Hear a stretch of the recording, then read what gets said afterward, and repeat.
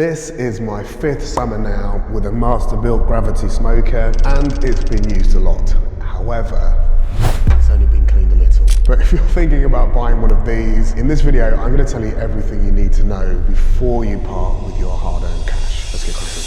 So which one is this and how does it work? Well, I went for the Masterbuilt 800 series. The reason being is you've got the racks here. I generally cook on these two top ones unless I'm cooking burgers or searing, then I come down here. As well as that, you also get the griddle top. And you can take out these cast iron grills and then you can replace it with the griddle top.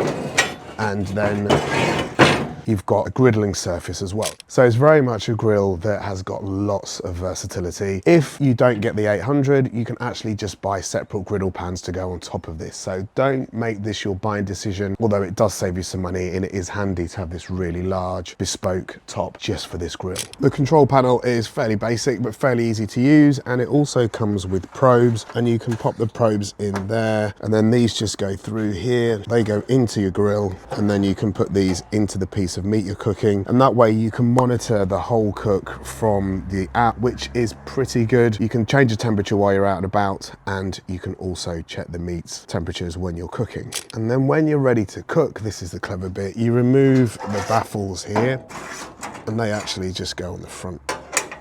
And you've got a computer fan under here. Well, it's not quite a computer fan, but you've got a fan here. And then that blows air past this baffle, which we removed, into here where the heat is, where this is a glowing fire or glowing embers or coals. And then it pushes it back through this one and it comes out here into the grill. And that's how this offset Gravity Series works. So there's no direct flame underneath the grill. It's all in here being pushed that way into there, up and round and back into here. Very clever. And this is just one of the reasons why this is such a user-friendly oven. No overshooting temperatures or trying to bring the oven down because you've made it too hot or it's not hot enough. You control it here, you turn the temperature up. If you want it hotter, air blows into the heat part and then it comes back into the chamber. If you want to turn it down, either on here or via the app, it stops that airflow and then it brings the temperature of your grill down. It also holds temperatures. Once you set a temperature on this, it just stays at that temperature. It is rock solid. I feel like showing you how dirty my oven is. It's a bit like showing you my dirty washing drawer.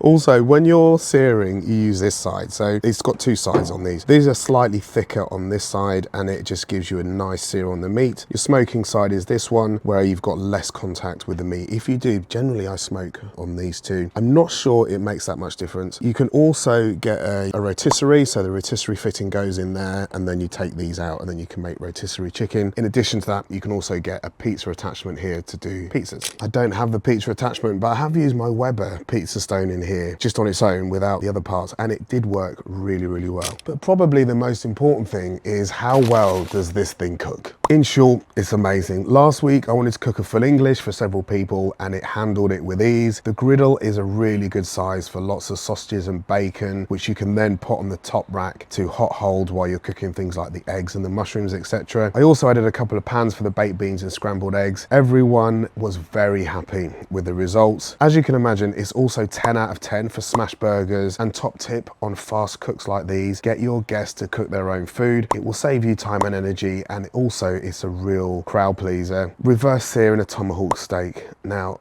the great thing about this is you can put it on low and slow for a short time before, just to get some real smoke and flavor into the meat for the first part. And then with a flick of the dial, it's then super hot for searing, and then you can get that lovely kind of barky, crispy outside on your steak, as well as having the perfect doneness when you slice into it on the inside. Pulled pork. This is very, very easy to cook and also a real crowd pleaser. I tend to do a few hours uncovered with some smoking wood in the hopper to infuse the chamber and then wrap the meat for the rest of the cook. I've cooked 4 pork bellies in here at once, and that was only at half capacity. It really does have a lot of space for cooking. My favorite thing to cook is brisket, and it's as simple as smothering your brisket with French's mustard, because that will allow the bine to attach to the meat and you won't taste the French's mustard at all, trust me. Some wood in the hopper. I'm shooting for 93 Celsius internal, so I set the smoker at at 90, so it can't reach that temperature. I then go to bed. I then wake up in the morning. The hopper has still got a couple of hours fuel left in it, and I then fill the hopper, wrap the meat, and then I set it to say 130 degrees Celsius, and I set my meat to try and hit that 95 degrees Celsius temperature about 4 hours before my guests arrive. At that point, I'll take the meat out. I'll set the Masterbuilt up to be a holding oven, so down to 65 degrees Celsius. I'll then give the meat 20 minutes to say settle, pop it back in the smoker, still wrapped, and it will sit there until we're ready to eat it, basically, almost indefinitely. And then when the guests arrive and when we're ready to eat, the whole ceremony of unwrapping your brisket in front of them, especially in a house that doesn't smell of brisket, so it'll be an even nicer surprise because they might not even know what they're having. Unwrap the brisket in front of them, start slicing away at it, give it a squeeze so the juices of the meat come out. It is just such a crowd pleaser and much simpler than standing over a barbecue, sweating, cooking sausages and burgers for people. As you can probably tell, I'm the sort of person who wants maximum results for minimum effort, and this is it basically. The only downside to this over the last 5 summers that I've been using it is, one, it only connects to 2.4 gigahertz Wi-Fi. So this has been fine up until this year. I've upgraded the house to Wi-Fi 7, and even though I've created a separate 2.4 gigahertz Wi-Fi connection within that, it's been a little bit patchy. So I'm not sure if that is the fact that the unit's now 5 years old, or it just, whatever I do, it just doesn't like that connection. But other than that, it still works perfectly well off the controller here, and it is a little bit frustrating currently with the Wi-Fi with the app, but I feel like that's something I can solve with a bit of tinkering. The other thing is, if you look at this grill, I like the way it looks. So I think it's got a really nice industrial feel to it. I think it looks good. However, my wife, not so much. And next year we're going to build an outdoor kitchen, something quite nice, hopefully, depending on how well these videos do on the channel. And my quandary is, when you look at outdoor kitchens, how do you kind of fit this in to worktops and things around it? It feels like quite a standalone unit, but I'm sure there must be a way to get it kind of integrated somehow. I just haven't quite got my mind around it yet. But this is still my most favorite and most versatile outdoor cooking equipment that I own. If you're thinking about buying one, I'll put a link in the description. I'll also put my top tips for buying these that aren't in this video as well, to hopefully save you some money and make sure you get the right one first time. Using that link doesn't cost you any money, but it does help support the channel, so thank you very much. Over the last 5 years, how well has this lasted? The short answer is very well. For maintenance, I just wipe the outside with a damp cloth. Let me show you inside. I forgot to mention, you've also got this shelf here and this shelf here, which are quite handy. As for cleaning the inside, I try and do it every other year.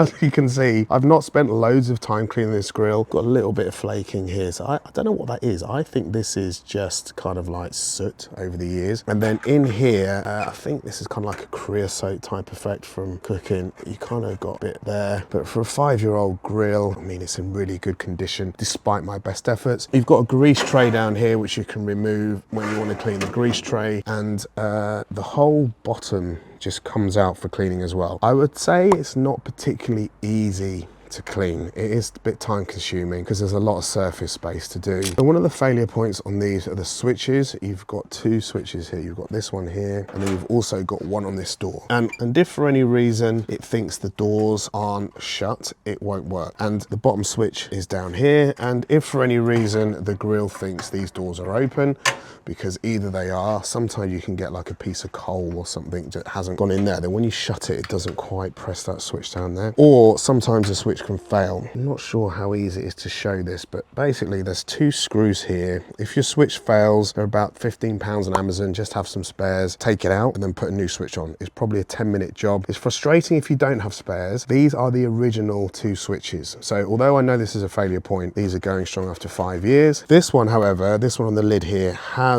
become, oh, it's working. So you can hear that beeping. So it's not, when you shut the lid, it should beep, and that will allow you to go to full searing temperature. So right now the lid open, it won't go above 260 degrees Celsius, which is 500 Fahrenheit, which is more than enough for every single cook I do. So basically when you shut the lid, it will then allow you to go super hot with this. I find that switch a little bit temperamental. I just haven't changed it. The other thing I didn't do once was season the griddle, and it got put away for the winter and it became a rusty mess. So I thought it was finished, and what I did then was I just bought a Masterbuilt kind of, you can get them as 2 singles and they're double-sided as well. So you've got this side and then you've got this side which has got the grooves on, and that worked really well. However, I just kind of got this out of the trash and I seasoned it and I've just treated it and it's come up really well, so I didn't actually need those. But if you don't go for the 800, so you don't get the griddle, you can just buy these Masterbuilt ones. And the good thing about these is you can do like a half and half, so you can have half side for grilling or searing there and then half side there for your griddle side. So who are the Masterbuilt Gravity Series for? Well, I mean, as a middle-aged man, I want to try and keep my hands down here, but they just always want to go up here with interesting facts. I think this is for the person who doesn't want to have a load of vent management. I turned up for lunch at my friend's house last week and he had mistimed his settings or not had his vents in the right place for his overnight cook. He'd woke up in the morning and his fire had gone out and we couldn't eat the pork that he was doing on his 18-hour cook that he was very excited about. This doesn't happen with this.